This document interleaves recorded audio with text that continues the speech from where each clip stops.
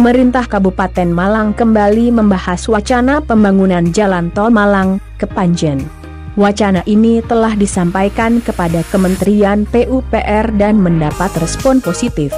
Tanggal 7 Januari 2021 kemarin M. Sanusi mendatangi Kementerian PUPR dan mendapatkan respon baik.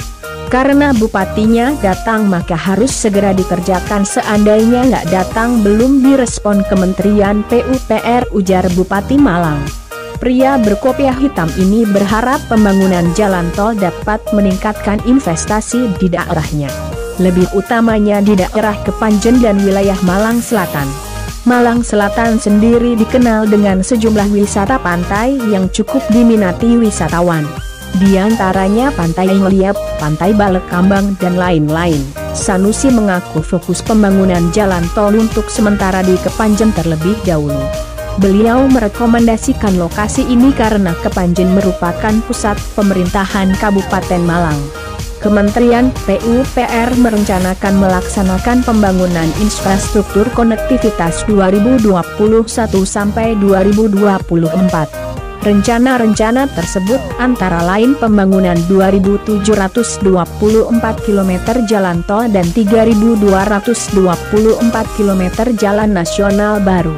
Kemudian pembangunan 31 km flyover dan underpass serta 38 km jembatan baru. Pada pertemuan tersebut Sanusi telah mendapatkan informasi adanya investasi yang akan diterima pemerintahan Kabupaten Malang dari Kementerian PUPR. Investasi berkisar 10 triliun tersebut akan dimanfaatkan untuk pembangunan jalan tol Malang ke Panjen. Selain itu juga diperuntukkan pembangunan jalan lainnya, kampung dan pengairan. Untuk biaya pembebasan lahan, Sanusi mengungkapkan, ini menjadi tanggung jawab pemerintahan pusat. Mengenai luas lahan yang akan dibangun jalan tol dalam pembahasan lebih lanjut. Hal yang pasti, kata Sanusi, pemerintahan pusat telah memberikan dukungan untuk membangun jalan tol Malang ke Panjen.